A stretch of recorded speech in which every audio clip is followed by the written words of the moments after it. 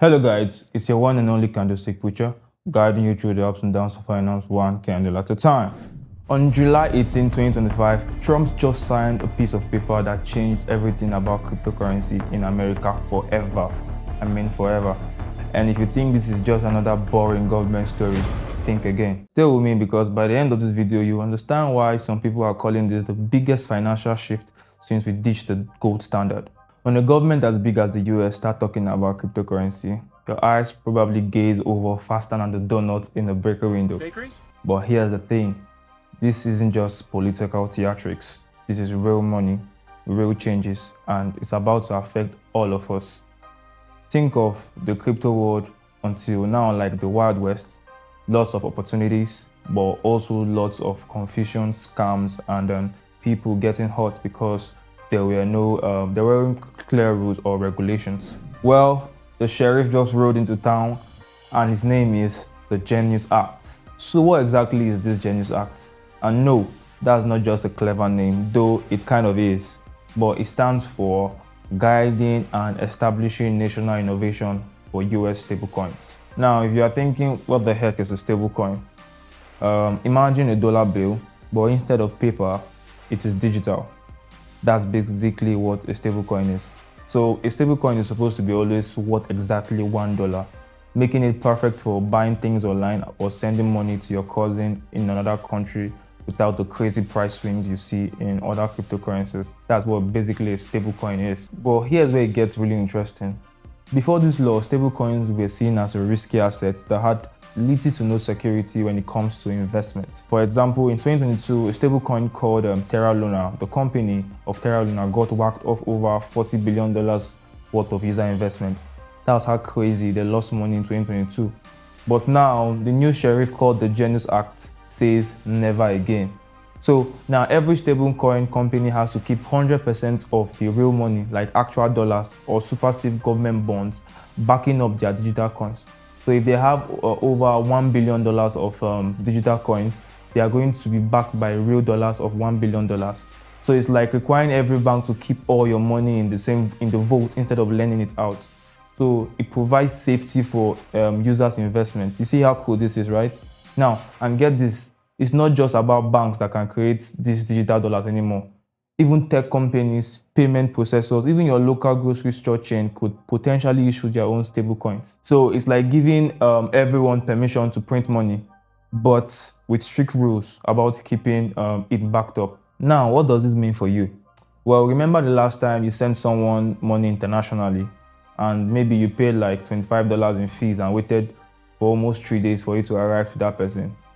With this new Genius Act, with regulated stablecoins, that could become as easy as sending a text message instantly and maybe costing you pennies instead of dollars. Cool, right? So think about it like this. Right now, sending money across borders is like mailing a physical letter, but with stablecoin, it becomes like sending an email. Same information, but infinitely faster and cheaper. That's just a practical example of what stablecoins could change. But here's where it gets really interesting for your everyday life. So companies like Amazon or Walmart could create their own digital dollars. Yeah, sounds cool. So imagine getting paid in Amazon coins that you could spend instantly on anything, anywhere, without waiting for your paycheck to clear or worry about your credit card fees. Of course, this also means your credit card companies and banks are probably having some serious meetings right now. So when you can send money instantly for almost free, why would you pay Visa or MasterCard their cut? But that would be a story for another day. But wait, there's more. Because while everyone was focused on the Genius Act, Congress also passed something called the Clarity Act. And this is the real game changer. So if the Genius Act was about fixing roads, the Clarity Act is about building the entire highway system. So the Clarity Act is trying to create rules for all cryptocurrencies, not just stablecoins. So it's like an umbrella covering the Genius Act. And here's the problem they are trying to solve. Until now, nobody really knew who was in charge of what crypto is or of who is in charge of crypto as a whole. So it's like having a city where nobody knew if the fire department or the police were supposed to respond to emergencies. The SEC and the CFTC, think of them as two different types of financial corp who keeps arguing over who should handle the what and what in crypto. The Clarity Act basically draws a line down the middle. The CFTC gets digital commodities like Bitcoin, Ethereum, the big established cryptocurrencies, the big boys. Then the SEC, the Securities Exchange Commission, keeps investment contracts and anything that looks like a traditional security. These are the same guys that whacked SRP at the back of their head these previous years with serious lawsuits and here and there. But here's the controversial part, and this is where things get really spicy. There is division between the sectors. Critics are saying this might make it too easy for scammers to operate. It's like we are making the rules clearer, but maybe making them a little too relaxed in the process. Now, I'll be doing you a disservice if I didn't mention the elephant in the room. Not everyone thinks these laws are perfect. One of those persons are Senator Elizabeth Warren and some other Democrats who are saying this might blow up on the economy in the long run. They are concerned that by making these rules more business-friendly, we might be making them also less consumer-friendly.